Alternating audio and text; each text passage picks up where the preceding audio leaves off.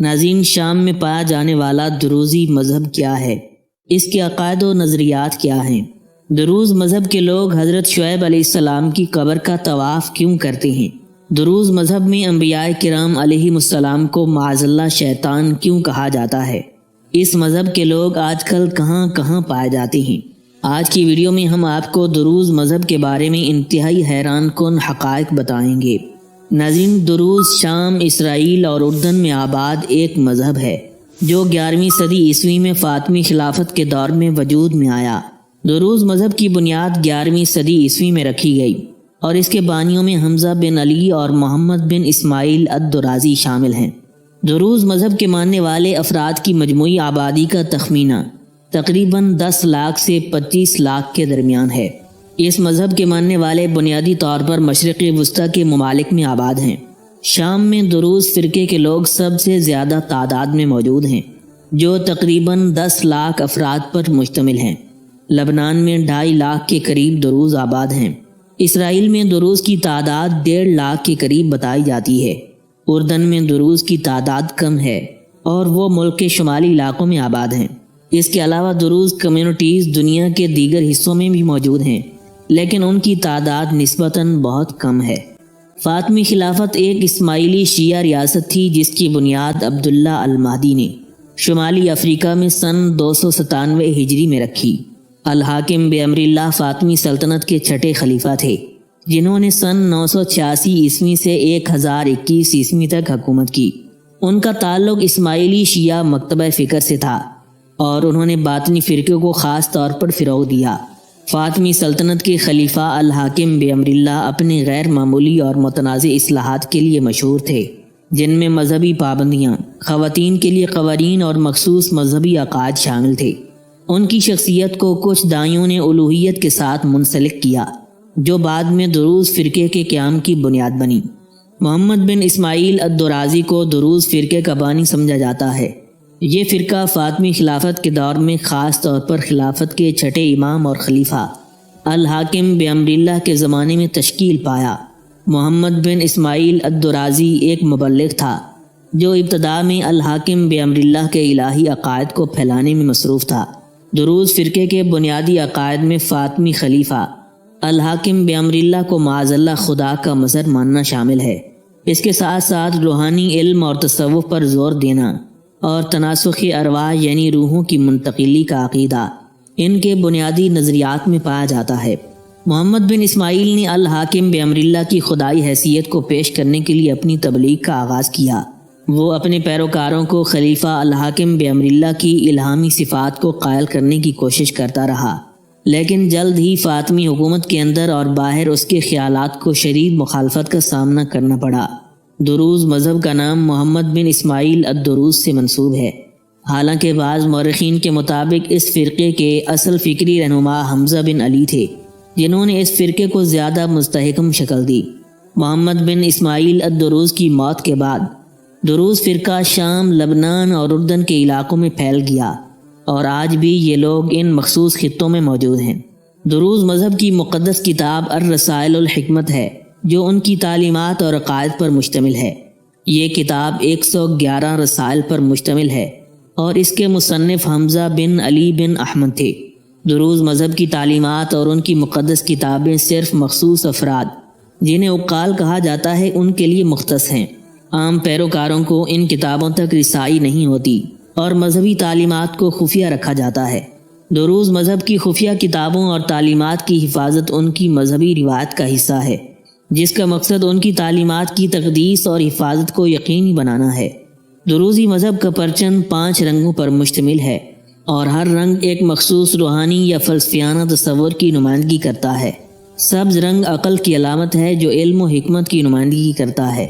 سرخ رنگ نفس کی علامت ہے جو روحانی قوت اور ارادے کی نمائندگی کرتا ہے۔ جھنڈے میں موجود زرد رنگ کلمہ کی علامت ہے جو سچائی اور اظہار کی نمائندگی کرتا ہے۔ نیلا رنگ موت کی علامت ہے جو روحانی سفر اور تجربات کی نمائندگی کرتا ہے۔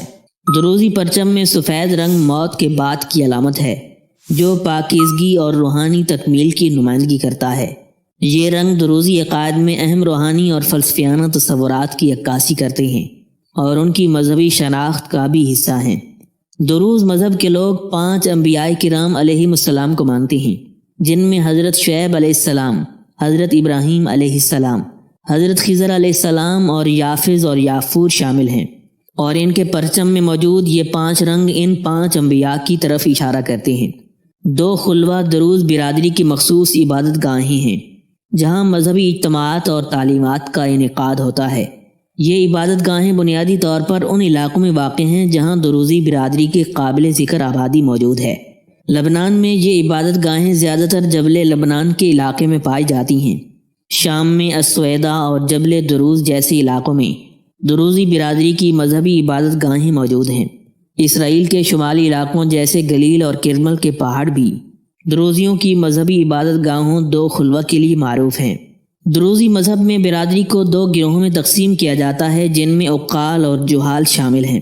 عقال وہ مذہبی طبقہ ہے جو دروزی تعلیمات، مقدس کتاب الرسائل الحکمت اور خفیہ عقائد سے واقف ہوتا ہے۔ عقال افراد عبادات، روحانی تعلیمات اور مذہبی اجتماعات میں فعال حصہ لیتے ہیں۔ انہیں سخت ضوابط کے تحت زندگی گزارنی ہوتی ہے، جیسے سادگی اپنانا، سفید لباس پہننا اور دینی فرائض کی پابندی کرنا۔ جہال عام افراد پر مشتمل ہوتے ہیں جو دروزی مذہب کے بنیادی عقائد پر یقین رکھتے ہیں لیکن خفیہ تعلیمات سے آگاہ نہیں ہوتے۔ انہیں مذہبی اجتماعات یا 2 خلوہ میں شامل ہونے کی اجازت نہیں ہوتی۔ جہال عموماً دنیاوی معاملات میں مصروف رہتے ہیں اور مذہبی زندگی میں محدود کردار ادا کرتے ہیں۔ دروز مذہب میں تناسخ ارواح کا عقیدہ بنیادی حیثیت رکھتا ہے، جس کے مطابق روح موت کے بعد ختم نہیں ہوتی بلکہ ایک نئے انسانی جسم میں منتقل ہو جاتی ہے۔ ان کے نزدیک دنیا میں ارواح کی تعداد محدود ہے اور روح کے نئے جنم کا دار و مدار پچھلے اعمال پر ہوتا ہے۔ اچھے اعمال کرنے والے بہتر زندگی پاتے ہیں جبکہ برے اعمال والے مشکلات جھیلتے ہیں۔ روحانی ارتقاء کے بعد تناسخ کا عمل ختم ہو جاتا ہے اور نجات اسی دنیا میں حاصل ہوتی ہے۔ دروز مذہب کے عقائد میں انبیاء کرام علیہم السلام کے بارے میں مخصوص نظریات پائے جاتے ہیں۔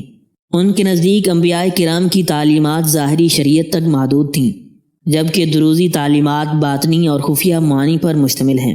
دروز مذہب کی بنیادیں فلسفیانہ تعلیمات پر مبنی ہیں اور وہ ارسطو اور دیگر فلسفیوں کے نظریات سے متاثر ہیں۔ ان کے عقائد میں فرشتوں اور انبیاء کی رسالت کا انکار شامل ہے اور وہ اوامر و نواہی پر مشتمل نصوص کو ظاہری معنوں کی بجائے باطنی معانی میں لیتے ہیں۔ یہ نظریات دروزیوں کو اسلامی تعلیمات سے جدا کرتے ہیں اور اسی وجہ سے مسلم علماء انہیں اسلام سے خارج سمجھتے ہیں۔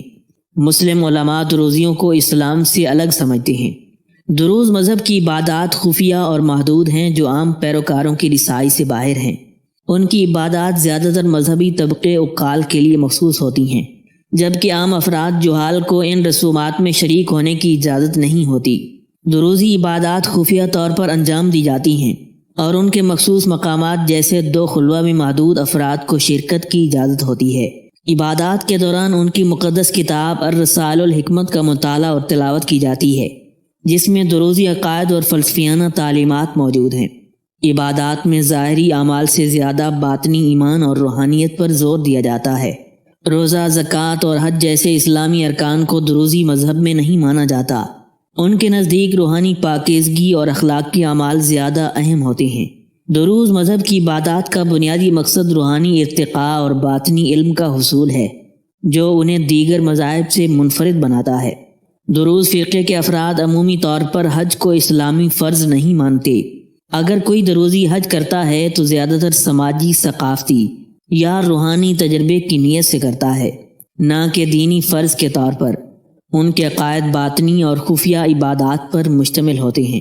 دروز مذہب تاجدار کائنات امام الانبیاء حضرت محمد مصطفیٰ صلی اللہ علیہ وسلم کو اسلام کے نبی کے طور پر تسلیم کرتا ہے، لیکن دروز کا حضور نبی علیہ الصلوۃ والسلام سے متعلق نظریہ عام مسلمانوں سے مختلف اور متنازع ہے۔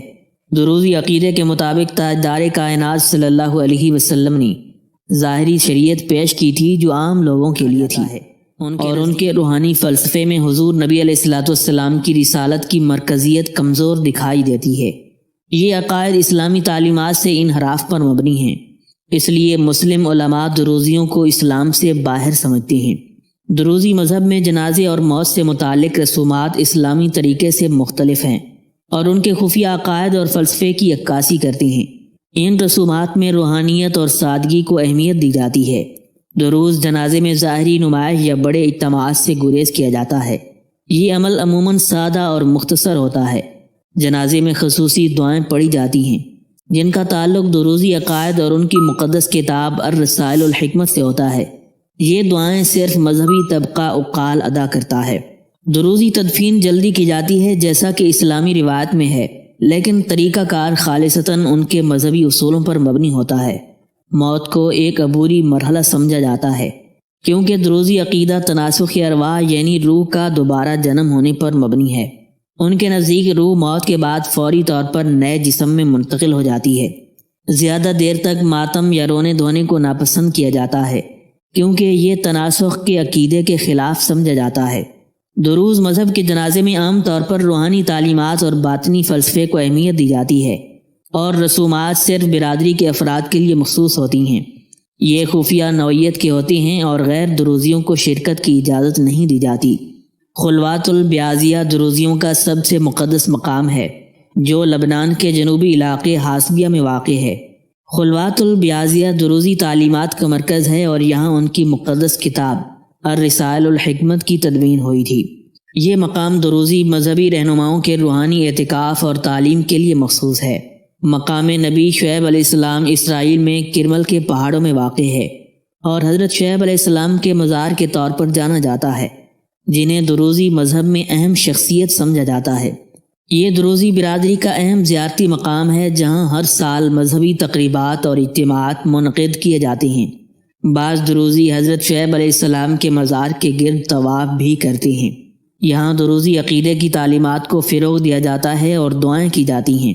شام میں دمشق کے قریب حضرت حابیل علیہ السلام سے منسوب ایک مقام ہے جو دروزیوں کے مطابق ایک مقدس جگہ ہے جہاں روحانی ترقی اور تناسخ ارواح کے فلسفے پر زور دیا جاتا ہے۔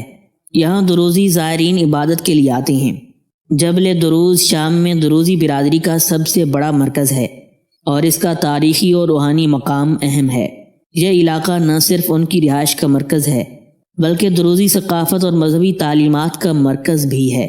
یہاں دروزیوں کے 2 خلوات موجود ہیں جہاں مذہبی رسومات ادا کی جاتی ہیں۔ 2 خلوہ دروزیوں کی مخصوص عبادت گاہ ہے جو لبنان، شام اور اسرائیل میں پائی جاتی ہیں۔ یہ عبادت گاہیں خفیہ رسومات، دعاؤں اور دروزی مقدس تعلیمات کے لیے استعمال ہوتی ہیں۔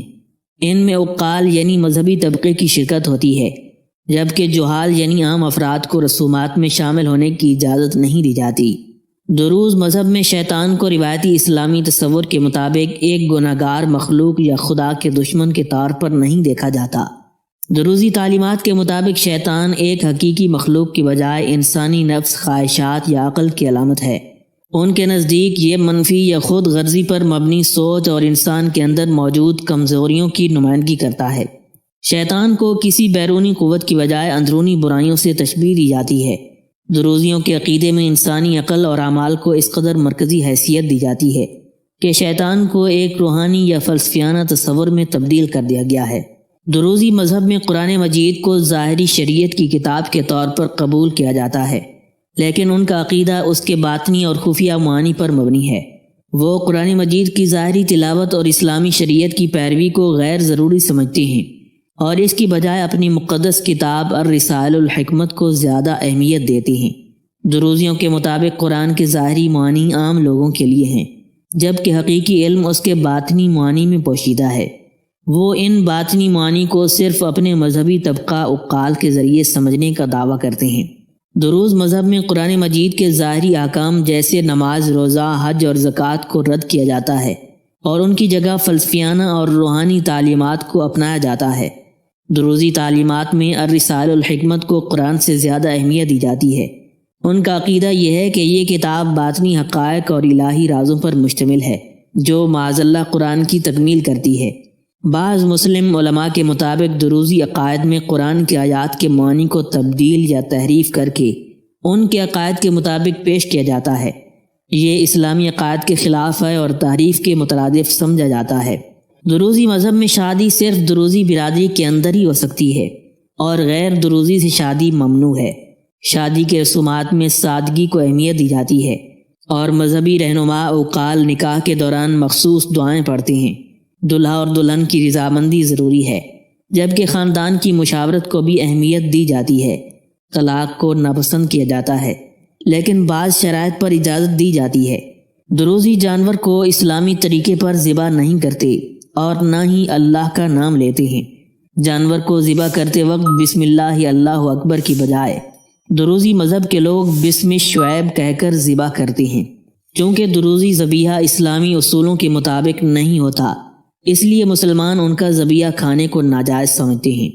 دروزی فرقے کی تاریخ میں کئی اہم شخصیات شامل ہیں جنہوں نے اس مذہب کی بنیاد رکھی، اس کے عقائد کو فروغ دیا اور برادری کے استحکام میں نمایاں کردار ادا کیا۔ ان میں سب سے نمایاں شخصیت حمزہ بن علی بن احمد ہیں، جنہیں دروزی مذہب کا بانی اور نظریاتی معمار سمجھا جاتا ہے۔ وہ فاطمی خلافت کے دور میں ابھرے اور فاطمی خلیفہ الحاکم بامر اللہ کی حمایت سے دروزی عقائد کی تبلیغ کی۔ حمزہ بن علی نے الرسالہ الحکمت نامی کتاب تحریر کی، جو دروزی مذہب کی بنیادی کتاب ہے اور ان کے فلسفے کی عکاسی کرتی ہے۔ فاطمی خلیفہ الحاکم بامر اللہ کو دروزی مذہب میں معاذ اللہ ایک الہی شخصیت کے طور پر مانا جاتا ہے۔ دروزیوں کے مطابق نعوذ باللہ الحاکم بامر اللہ خدا کا مظہر تھے اور ان کے نظریات نے اس مذہب کی بنیاد رکھنے میں اہم کردار ادا کیا۔